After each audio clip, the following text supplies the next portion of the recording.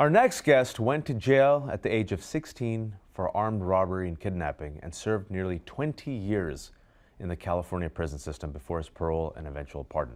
He's the founder and president of the New Breath Foundation and is here at South by Southwest speaking on a panel tomorrow about his experiences entitled Eddy Zheng, the prisoner, the immigrant, the son, the activist. Please welcome Eddy Zheng to the South by Southwest studio. Eddy, you have had a life, my friend. Yes. And even the fact, did you ever think even 20 years ago you would ever be here at South by Southwest talking to me? Maybe I had thought about that because life is uncertain, right?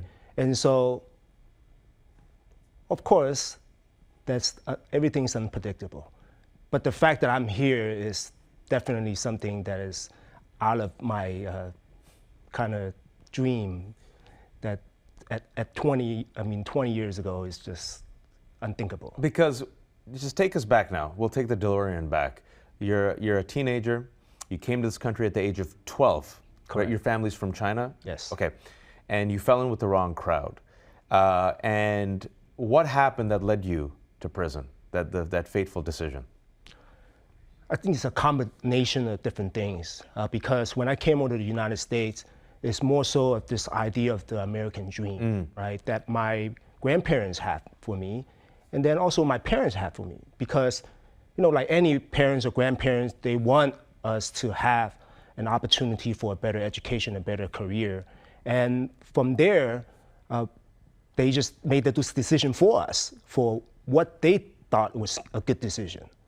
And so when I came here to the United States, I did not understand at the time what that American dream was like, right? So can I ask you, Eddy, before you came, when you said the American dream, before you came here, what was the American dream?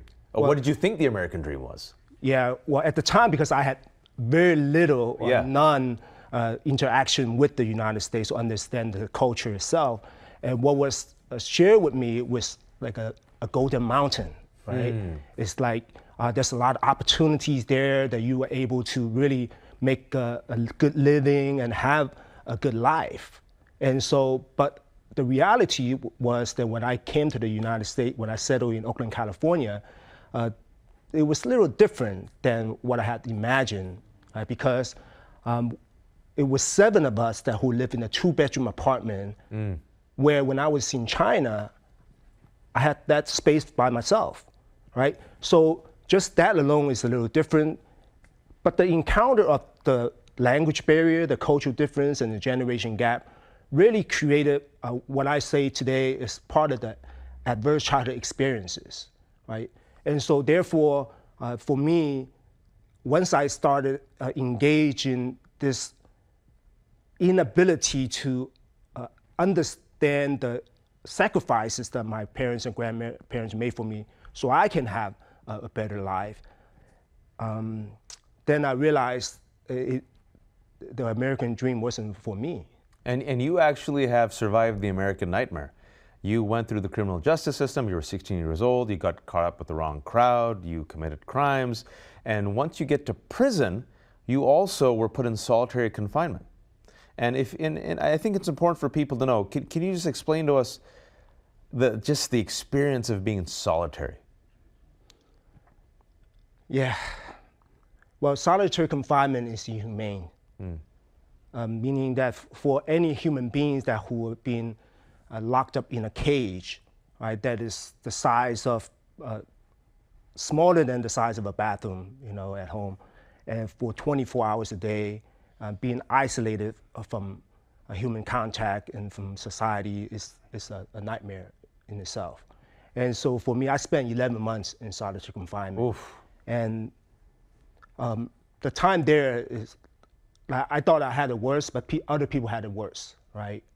Because when people are in the supermax facilities and they are in those type of solitary confinement for years and sometimes decades, that is inhumane.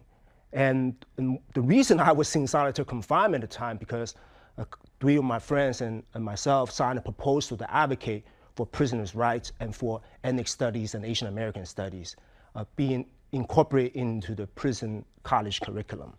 And so it's unthinkable for someone who's able to try to advocate for what is right and being punished for. So you were saying you were punished for advocating for education and Asian and ethnic studies. That was a retaliation, you're saying? Correct. So, I mean, I think for me, when I entered the system, I had to learn how to survive. But I think the other most important thing was I had to understand how to take responsibility for the harm that I inflicted to my direct victims, to my family, as well as to society, right? So that is the kind of the path towards this understanding of the importance of about humanity, it's about redemption and rehabilitation, and it's about hope. Well, that's your story. I mean, all of it, right? But you were a young man. You're 16. You just a kid. You commit these crimes. You go to the penal system. You're in solitary confinement for 11 months. You sit there and you have time to reflect on your actions. And I've actually gone to San Quentin, and I've been lucky enough to teach for a day. And I found out I've gone twice to prison to teach. The students that I call them students because they were my students, they were prisoners. That's right. They're some of the sharpest students I've ever encountered. And you were in San Quentin, and those were your colleagues or your inmates. How important is it for education for prisoners in that environment? Because oftentimes, and you know this, you've spent your whole life on this, society says, lock them up, throw away the key, forget them. But the importance of education, the importance of someone just spending a little bit of time on these prisoners and giving them a book or giving them just a little moment, how important is that? How does that change someone's life? The importance of education is life-saving. For me, I always accredit how education saved my life. And the education that I was able to cultivate was this critical thinking education. That it's not just about learning how to read and write, right? Because when we learn how to read and write, it creates a pathway for me to gain this idea of critical thinking, right? The importance of critical thinking. But just learning how to read and write for me as I was navigating this journey in the prison was that it increased my confidence, it increased my self-esteem. And then when I'm able to really utilize what I've learned, that's when I see some of the challenges coming in, right? Meaning that I always hear people say when I was younger, when I came over to the United States, like knowledge is power. Yeah. You have to go to school, you have to get your education. However, the institution of education, unfortunately, is not really invested or nurture the people who wants to learn and who wants to be able to support them in this pathway to a higher education, then to become a contributing member of society. So what we frequently experience, especially in many of the poverty and violence-stricken areas, is that it created this school to prison pipeline. Yeah. But then for many of the immigrant and refugee, like the Southeast Asian refugee that we're experiencing right now on the deportation, is the school to prison and deportation pipeline. And that's where your story intersects in a unique ways, because it wasn't just the criminal justice system, also the broken immigration system, because you were given 30 years potentially to life, you're in prison, and then once you were out, it wasn't that, oh, you can start your life again, you're under fear and threat of deportation. Yes, so I mean, for many of the people, so one of the things about the deportation system, it has to tie into the US foreign policy, right? And when we look at the United States foreign policy, how sometimes we use other countries as battlegrounds on this proxy war that we're seeing happening right now with Russia and Ukraine, right? Which interact with the entire international community, is that when we push foreign policy, sometimes the consequences of that is that we're creating this trauma of war in other people and in other people's nation. And when people come into the United States as refugees to the United States or other countries, then what we created is also this good immigrant, bad immigrant narrative. The terrible model minority stereotype. Exactly, right? So therefore, people who may have, have brushes with the law or ended up in prison for a variety of reasons, then after they serve their time, they are mandatory being detained and being ordered deported. because they are not citizens of the United States. So this is like a double jeopardy and a double punishment, right, in this process. And there's no, oftentimes when it comes to criminal justice system, what you hear is, oh, it's rehabilitation. What you're saying, what you're describing for you and others who are stuck in your situation, there's no rehabilitation, there's just punishment. Yeah, it is punishment, and I hate to say this, but the reality is, in our country, there's always a lot of good intentions, right? But yet the practice itself is really oppressive and very punitive when it comes to dealing with people of color and indigenous people of this land, right? I say that in relation to the penal system is that when we abolished slavery as part of the 13th Amendment of the United States, it also, at the same time, legalized indentured servitude in the form of the prison industry complex, right? Because post abolition of slavery, then there's all these people who are impacted by chattel slavery for centuries, and all of a sudden they're free, but yet they have not provided, I think what we had promised as a government with the African American community was 40 acres and a mill. Yeah, it didn't get that didn't happen, right? And then there was also no culturally competent therapeutic services to address those type of chattel slavery. So then what we created was this prison industry complex. So instead of the cotton picking in the plantations, now you have the modern day slave plantation in the form of prison industry complex. And so therefore, the lack of investment in educational system, right? And then the heavily investment, for-profit investment in the prison industry complex created this school to prison and deportation pipeline. And so prison shouldn't be a place for education, right? We should think about how do we prevent people from even entering the prison in the first place, right? And so that's something that for me is important to understand that if we invest in education at the beginning and divest in some of the criminal legal system as well as the prisons, then maybe we'll have a more humane society that we wouldn't be, as a country, being the #1 in incarceration. More than 2 million people are incarcerated right now in the United States of America, more than any other country in the world. And it's, like you said, very profitable for some, but it shatters communities. And you are one of those individuals who survived the criminal justice system. You got out. I want to talk about forgiveness real quick, because you had to forgive yourself, but you also had victims of your crime. And they were sitting there looking at you and your story. Oh, he got pardoned and now he's a cause célèbre, and this man who caused so much pain and damage to us, he's the one being celebrated. There's a dichotomy there. And so how did you reconcile with that, and how did you reach out and try to ask for forgiveness? Yeah, so I think at the beginning, when I first inflicted harm and when I first entered the prison system, I was sorry. When people ask me, it's like, hey, do you feel sorry about what you have done? I say, yes, I feel sorry. But at the time, as someone who was a teenager, who didn't speak English, who didn't understand the culture, who didn't really understand the consequences of what I have done, right? My immediate response was like, yes, I'm sorry. Right? It's what you're supposed to say. Yeah, it's what I'm supposed to say. Yeah. But I didn't understand at the time how life-damaging my action was, right? Not only to my victims, but to my family and to myself, right, in this space.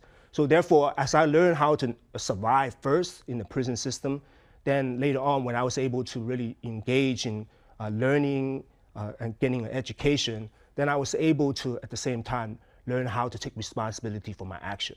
And so when I didn't want anything that I have done, the trauma that I have inflicted on my victims, to happen to my own family, then I realized that this is something that is absolutely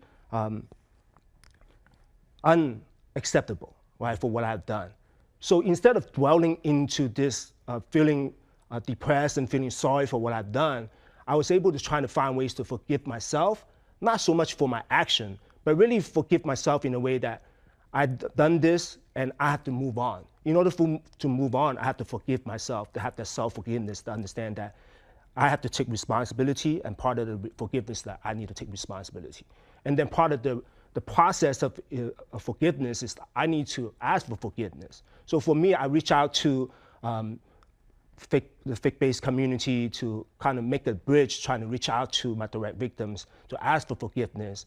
But at the time, the response was like, no, you shouldn't be engaging with the victim. Yeah, because there's pain. There's a lot of pain. So then, post-incarceration, after I was released, so I was still very adamant about reaching out to my direct victims, and then do a mutual friend that we were able to really engage the direct victim, actually the women that I kidnapped, and to be able to apologize to her. And though I was able to write an apology letter, and then my family was able to do so, and then one of the community leaders from the faith-based community was also able to do so.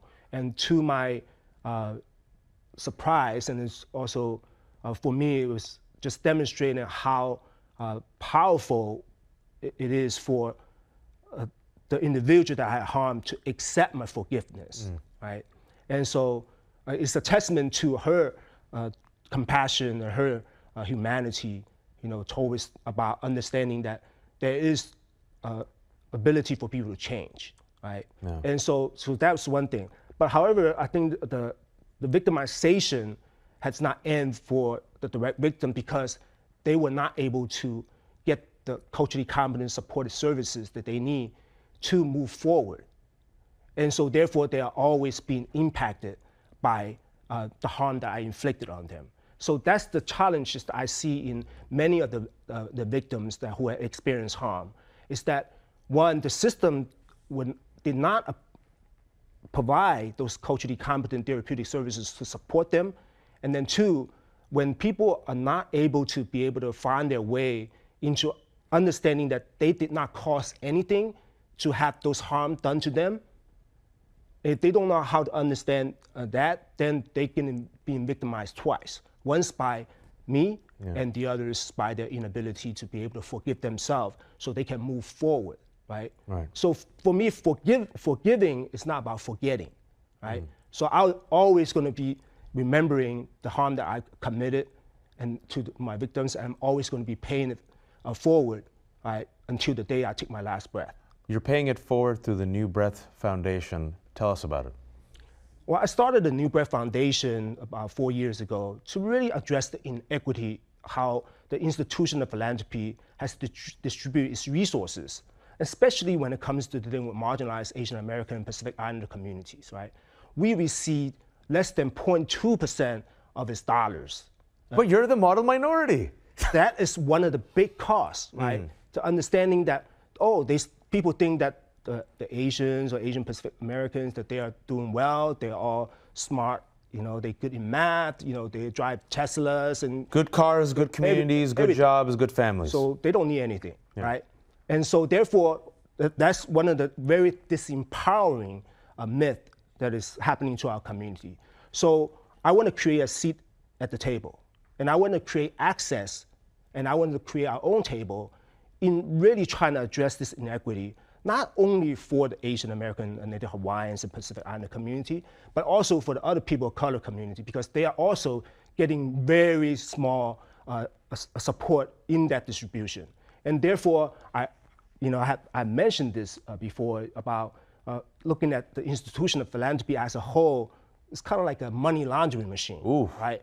In the sense that people can put their money into, with the good intention, right, that they want to help address social justice issues or some of the people who are encountering challenges with those money, but yet they can use the profit they have made, right, put it into a donor advisory fund or a private fund that under federal law, that the minimum requirement for them to give is the 5%. Right. They can keep the 95% into a donor advisory fund or place where they can invest the money with the idea that they want to continue to support people in the community-based organizations that address a variety of issues in perpetuity, right?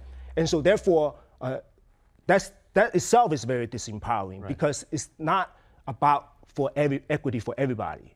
And it also is good PR for them. You are doing fantastic work. How can people support New Breath Foundation? Where can they go? Look in the camera and tell them.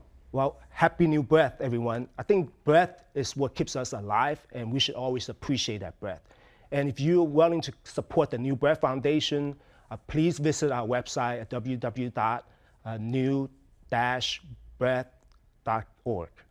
And your money is going a long way in supporting the marginalized Asian American Pacific Islander community, and you're also doing yourself a service by contributing, because when you give to others, you're going to receive 10 times more than you give. Eddy, you've had an amazing life. Thank you so much for joining us.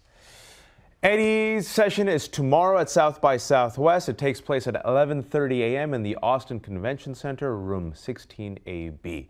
You can watch all of our studio interviews on the South by Southwest TV app, available on Apple TV, Roku, Android TV, and Amazon Fire. These interviews are also available on our YouTube channel at youtube.com/SXSW. And for a complete list of our interview schedule, check out sxsw.com/studio.